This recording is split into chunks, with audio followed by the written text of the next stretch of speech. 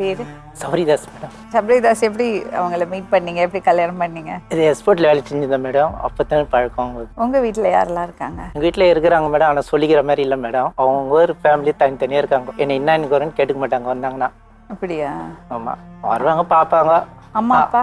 அம்மா அப்பாலாம் இறந்துட்டாங்க. அவங்க இருக்கும்போது பார்த்தாங்க? அப்போ பார்த்தாங்க. அம்மா அப்பா சின்ன வயசில் இருக்கும்போதே இறந்துட்டாரு. இப்போ அண்ணன் இருக்கிறாரு. அண்ணன் சொல்கிற மாதிரி கிடையாது. சுத்தமாக சொல்லக்கூடாது. சுத்தமாக இன்னும் பார்க்கறது கிடையாது. ஒரு அக்கா இருக்காங்க. அவங்க வந்து வீட்டு வேலை செய்கிறாங்க. அவங்க வந்து என்ன தான் டெய்லி பார்ப்பாங்க. எதை அவங்க கையில் இருக்க வீட்டு வேலை செய்கிறவங்க எதனா 150 கையில் கொடுப்பாங்க. என்ன வயசு அடுப்பான்னு. மழை வந்தாலும் வேலைக்கு போவார் மேடம்.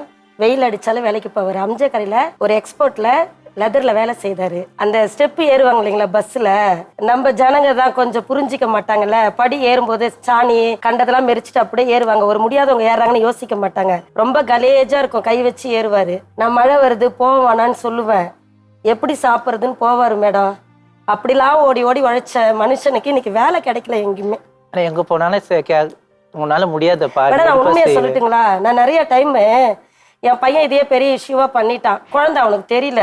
நான் நிறைய டைம் யோசனை பண்ணேன். நம்ம விருப்பப்பட்டு ஏற்றுக்கின வாழ்க்கை. அவரை நான் நேசிக்கிறேன், அவர் என்ன நேசிக்கிறாரு. குழந்தைய விட்டுடலாம், யாராவது பார்த்துப்பாங்க கண்டிப்பாக.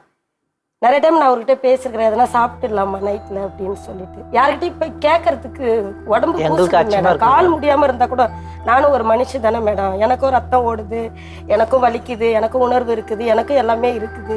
கொடுப்பாங்க மேடம். சில பேர் கொடுப்பாங்க, இல்லாதவங்களுக்கு இது பண்ணுவோம். நம்ம அதே இது பண்ண முடியுமா மேடம்? சரி, ஒருத்தர் கொடுக்குறாங்கல்ல, அது நம்ம அவங்களுக்கு எதிர்பார்க்க முடியாதுங்களே.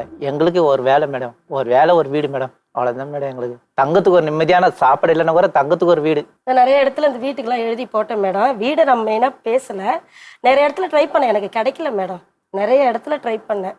முக்கியமானவங்களாம் மீட் பண்ண போனேன், என்னை மீட் பண்ண விடலை. வாடகை போகிற இடத்துல வந்து ஃபுல்லாக டைலெட் இருக்கும். அவங்க ஒருத்தர் போயிட்டு வர்றதுக்குள்ளே ஒன்றும் பண்ண முடியாது. சரி, நம்ம வெயிட் பண்ணோம். அதுக்குன்னு நம்மளுக்குன்னு ஒரு வீடு இருந்தாலும் நம்ம எப்போ வேணால் போய் இது பண்ணிடலாம்.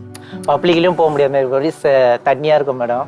நான் சாக்ஸ் பண்ணி துணியெல்லாம் நடிஞ்சிரும்.